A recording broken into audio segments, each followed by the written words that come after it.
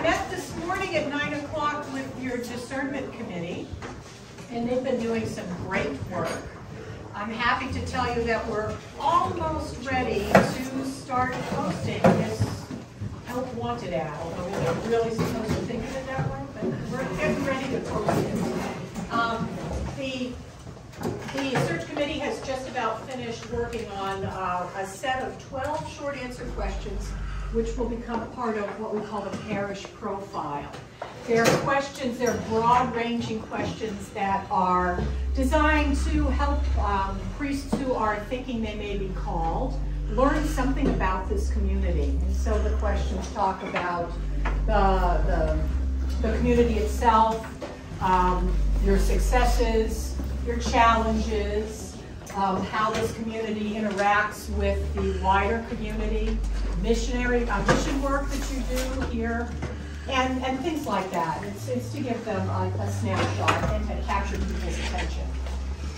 When I receive the final polished versions of those questions, I will post them to something called the Office of Transitional Ministry website, the OTM website. The OTM is a clearinghouse, actually, run by the Episcopal Church. It has these job postings for every single church in the Episcopal community. And it also contains profiles of all the ordained people, the priests and the deacons. The job opening will also be posted with the Episcopal News Service, which is an online news service, which anybody can subscribe to. If you're not on it already, you might want to think about subscribing to the Episcopal News Service. It's a great way to figure out what's going on nationally in the church.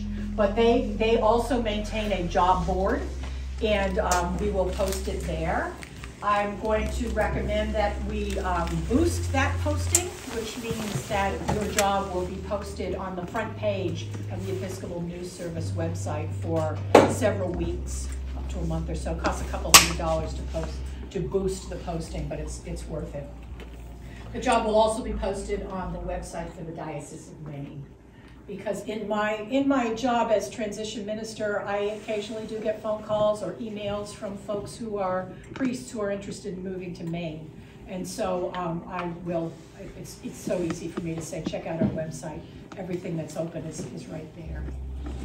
Once that happens, then we start praying even harder, because that's when we've really cast our fishing line out, and we're hoping that we can interest some people. You folks are at a bit of an advantage over many of the parishes in the state of Maine that are currently looking for a job, because you're offering a full-time position. That makes it much easier for me to find someone, honestly. It's a real gift, and you folks should be quite thankful that you are offering a full-time position. People will apply to me first, and the first thing I do is I do something called a red flag check. Whenever a priest applies for a job, I just basically check them out and make sure that they are a priest in good standing and that there's no red flags, worrisome things in his or her past. If folks pass the red flag test, and the overwhelming majority of them do, then I pass those applications on to the search committee. The search committee will interview folks, probably over Zoom at first, because we have that capacity to do that, and then eventually invite one or two candidates who seem like they might be a good fit. One thing that's important, the search committee is not allowed, and I'm not allowed to tell you folks the names of anybody who's applied for this position, okay? This is to protect them, really. It's a delicate process deciding if someone is the right fit, if someone is honestly called here. And so we don't disclose the names until folks are far along. The search committee will identify a candidate. The candidate will go in front of the vestry for approval, and then after that, they meet with the bishop. They meet with the bishop at some point during all of this. This is Maine, so they meet with the bishop whenever it's convenient for the bishop and the candidates. And if all goes well, they will be invited to receive a call. And the call is when the person would be announced to you folks if they accept the call. Okay. That's the process. If you've been involved in search processes in the past, it might be a little bit different now than it has been in the past. We don't visit the churches. I know some folks maybe are familiar with going to the home church where the candidate's coming from. We don't do that anymore. We can, just about everybody live streams their church services, so if we want to see how somebody preaches, most of us have stuff out there we can find out. So that's what happens. You know, I anticipate all of this will take months. We'll see. Joyfully, luckily, you folks have had Reverend Sandlin in place for a while, and now you're going to have Andy and Donna. So you guys are in great hands. This is really, really wonderful. So, does anyone have any questions? I don't really want to talk all day. Assuming for the moment that the search committee or someone in the congregation knew of an individual that they thought might be a good fit here, would it be possible for the search committee to perhaps watch them on Zoom, but assuming they were a member in good stand of the Episcopal Church, and the committee liked what they saw, could they make an inquiry of that individual and tell them that St. Francis was looking for a minister? They may be happy where they are. Mm-hmm. And assuming that, could they make a note to her and say, would you be interested in talking to us, an outreach as opposed to someone who was looking? And yeah, assuming how that went, examination would go forward, and if it looked like it would go to fruition, this could all be done confidentially for the reason. Thank you for asking that. It is perfectly okay if anybody here knows of someone who they think would be a good fit. It is perfectly okay to speak to that person. It's also perfectly okay if you want to find them in YouTube and look at a sermon or two. That is okay. Yeah, I mean, we don't poach on other parishes or other dioceses, but we are certainly welcome to invite somebody. It's okay to do that. They would need to go through the same process. If someone is interested and you have a conversation with someone who you think might be a good fit, all you need to do is refer them to the OTM website or to the Episcopal News Service or even our diocese, and they'll find everything they need to apply. Yep. They still have to go through the process. Totally have to go through the process. But there's no like NFL recruit, you're not a candidate to. No, it is okay. It is okay if you know of someone to call them up and say, hey, I know of this opportunity. And then, just refer them. Yes, thank you, Peter. You mentioned not having visitation. Yeah. We do that. And so just with an assumption, let's just say the candidate had a family, is there a chance to interact there somehow? Without the visitation? That's a church. So we don't visit their parish. Yeah. We would invite to come up here. Okay. Yeah, but it needs to be handled sensitively. They won't come to church services on a Sunday and bring the family. But candidates who are, when we get down to a final couple candidates, we would expect them to come up here.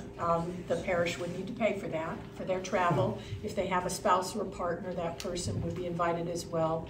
And they would visit the church, look at the campus, talk with the search committee and potentially the vestry, but not be here on a Sunday. And oftentimes it is perfectly okay to ask that person as part of that visit to do an informal worship service for the search committee and the vestry. Yeah. That's okay. But we don't introduce candidates to the parish or their families or anything like that. Yeah. It's just Did you ask the delicate. candidate to give a sermon? No, Or because then talk about a particular gospel? you're gonna blow their cover if you ask them to give a sermon on a Sunday. No.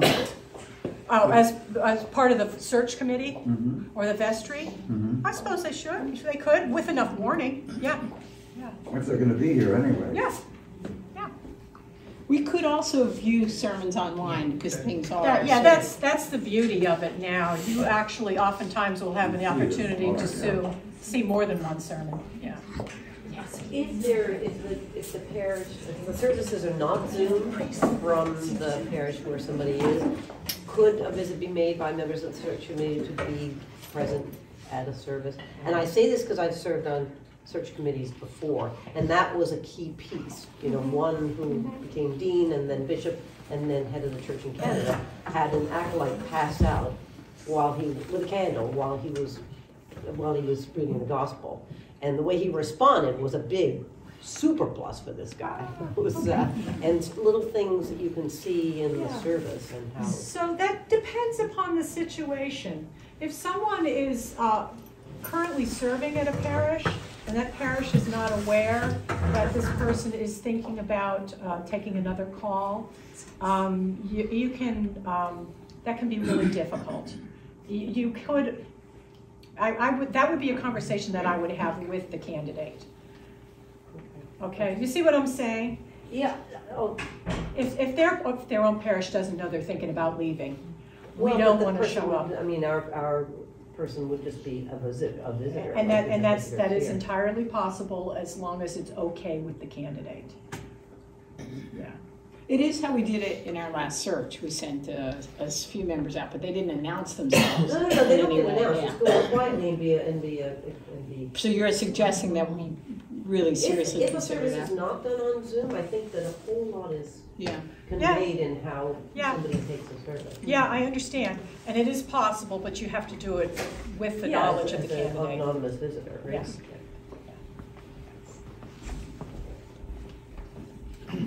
What's your take on how many candidates are out there for a full-time position? Do you have any notion of that? Not enough. We're at an advantage because Maine's a beautiful state. A lot of people want to live here. Last I came here in June, and it's 45 degrees out there. It's June and it's looking outside. That's right. That's right. So, you know, if I would be happy if we got a half a dozen candidates. Okay? We may get fewer than that. Yeah, it's tough out there. And if you guys didn't have a full-time position, yeah, we might be looking just within the state. We wouldn't be casting as wide a net. Suzanne, can I ask you a question? I'm assuming that anybody who applies here will automatically know what flavor of Episcopal Church we are. That's part of what that's why they read those 12 questions. Yeah, Okay. those essay questions. And they also, honestly, I'm sure they'll do their homework and they will look at, where do you guys post your, are you on YouTube? You on Facebook Live? Where are you? Yes. We post on YouTube, and we also do Facebook Live when it works, and on the website. Yeah, exactly. So they will do their And homework. through Eclair, I'm scared I'm going to scare somebody out. Why would the Eclair scare them off? Well, you just never know what we're going to put in there. But listen, Suzanne, I did have a situation where somebody had contacted me and said, I know you people are looking, and he's very, very conservative. And I thought, oops, you know.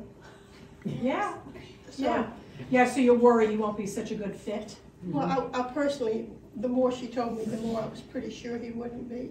So it's okay to honestly say that to this Right, person. right. But you know, they are invited to apply just like everyone else, Sure. and Yeah. that's what the whole process is about.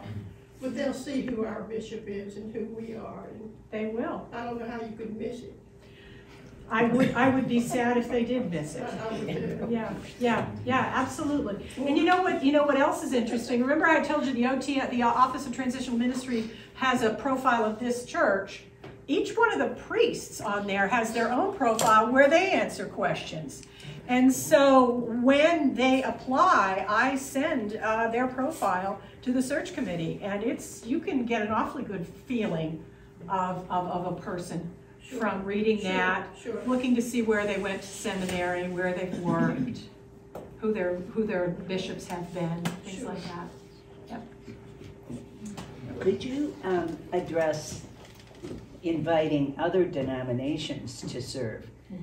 We go to St. Bart's in the winter, and we have a Lutheran priest in charge. So could you explain how that all works and who's eligible? So the Episcopal Church is in full communion with the ELCA Lutherans, the Evangelical Lutheran Church of America. And so we do have a couple of parishes that are served by Lutheran priests. We've had all different flavors of that. St. Bart's in Yarmouth is an Episcopal church, but they've recently called a Lutheran minister. For a while in Norway, Maine, we had an Episcopal priest who was serving at 2 churches. One was straight up Episcopal, the other one was Lutheran.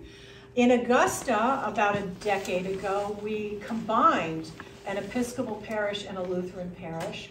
And we now have Emmanuel Lutheran Episcopal Church in Augusta, currently served by a Lutheran, but they are in the search process, and Lord only knows who will be called next. So so sometimes we do.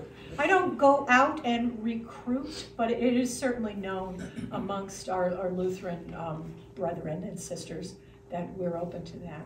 So it could happen. I think Ed had a question first. No, that was my question.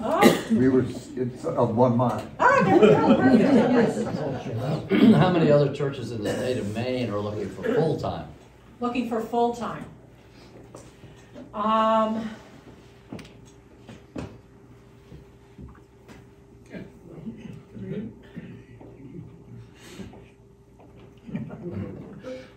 It might go to quarters. So there are at least 3. None of them are advertising just yet because they're in different places in this transition process. So when we get your job posted, you'll be the only fire and rise. A couple months probably. It's actually already lit, to be honest. Is it easy to get on these websites to look at your website? To look at the postings and so forth? It's easy to get on the Episcopal News Service. If you just Google Episcopal News Service, it'll take you to their homepage because it's a news service. They want to be visible. And you can scroll down and look at their job postings. Yeah. You can't get on the Office of Transition Ministry website, I'm afraid. That one's closed. And then, of course, the diocese, anybody for the Diocese of Maine website is available to them, too. And one other thing, you guys are going to need to up your game a little bit on your website here too, because I talked about how people will look and see what you guys have posted for your services. They will also check out your website before they apply. Right here. Oh, yeah, there you are. Looking for you. Just waiting for Network Solutions to get there. You know what. Gotcha. The website right now has almost no information at all on it. But it is going to be It's a work in progress. It's a work in progress. And please don't be shy about reaching out to Katie Clark and Teresa Penny. Yeah, no, the new site's already designed. I'm just waiting to switch the domain name. Oh, perfect. That's great. I'll be looking forward to seeing it. Me too. You should send me an email when it's up so that I can check it out. She's done a great job. Heather, it's looking good. We got a sneak peek and it is really going to be hot stuff. I'm excited. I know one thing candidates will do is study the community. I know Brent did this. It's very important for his wife and kids to know about the schools, to know about maybe just any resources that the peninsula has created that could be linked to It's on the website. our information. So you do, you have, It's already linked. You've got information about the area on your website? Everything. Perfect. And even testimonials about the quality of schools and stuff are really important to. Thanks, Tim, that's a good suggestion. Do you have updated photos too, Heather? Of who? Us. I have what I've stolen from Judy and Bob and the old website. As far as the pictures, etc., for our interims, hopefully whoever has that file is going to share it with me so I can update it once we do the transition between Alan and our 2 new interims. Barbara has that. And then I don't have a picture of Barbara, so I totally need a picture of Barbara. And as far as I don't know what I'm gonna give the discernment committee their whole page, their whole thing, and if you want pictures of you guys on there, We could do that, but we were also, Suzanne mentioned the vestry, maybe. Many too. churches have pictures and a little sentence or two about each vestry member. Yep, so that can be. If people want that on the vestry, I just need to be communicated with, and I can't do the ComCom thing because I'm teaching full time. So that's Wednesday morning at 10, so I can't do that. But yeah, just email me and hopefully we'll be able to transition that. Let me just say a little bit about the website. How the website is now, I've tried to keep how you find things on the website, on the new website, the same. So there's a menu at the top and things that you're going to be familiar with from our old website. One of the new features is that each group and committee gets their own page that's closed. So if you want your whole discernment committee to communicate through the website, nobody else can see it. They can see that there's a committee, but you guys can communicate with each other on it like a little Facebook group. It's not on Facebook, it's on our website. Password protected. Password protected, and so there's one for all of the committees, the vestry, the altar guild, the music, and it's going to be available. And the other piece to that is that if there's any link that dies, please, I'm not a webmaster. I'm a human teacher, mom, person who likes technology, and I'm married to one. So if something goes down, please just say link doesn't work, which some of you have done because I've tried to send you things and then what they tell me is happening isn't happening, and we figure it out. But I think given the feedback that I've gotten from other people, it's been pretty easily navigated. The parts that people really depend on and like are still there, and then it's just a little bit different look and feel to it. And it's on a completely different website because it's cheaper and better and all that. Thank you. Thank you, Heather. That's great. It's super helpful. Any other questions? I do have an announcement to make. Some of you may notice that I'm only wearing one earring right now. I did not arrive here that way. I lost an earring at some point this morning. So I'm missing a silver, it's not really a hoop, it's like a cross and a hoop. So if anybody finds an earring, please let me know. One of my favorites. You'll have to come back. You'll have to come back. I'll have to come back. Yeah, we'll be looking. Let's all say a prayer to St. Anthony. That's right. Tony. Well, great. Yeah. Well, if we're done, then good luck. My prayers are with you. I mean, this is a lovely community. I don't think you guys are going to have any trouble finding a super person. But yeah, you wouldn't do it. I love it up here, but I'm afraid my husband works in Portland. What can I say? Did our new interns want to say anything about how they're going to guide us over the next few months? I'm sorry, didn't quite hear you. I just said, asked if our new interims were going to say anything about your plan for guidance over the next few months as we go through the process. The first thing I was going to say was that if I put on the chasuble and I discover I'm wearing an earring, I will call Suzanne, you know, and demand a ransom. I think. A hefty ransom. That's right. Yeah. We're looking forward to being with you. I was with you last fall and part of the spring, so excited about being and ministering with Andy over the next however long it takes to go through the process, and here to support you. And what we're going to do is we'll do a little bit of the schedules. I'll be on the first 2 weeks of the month, he'll be on the second week, and then we'll work out that 5th week. But we have it all settled to the end of December, somewhat organized, and we're looking forward to it. It'll be nice. So, and we're here to support you. Right. You know, if you have questions, if you need anything, pastoral care, questions about the process, but it's an adventure. And We're so grateful that you were willing. Thank you. Yes. So looking forward to it.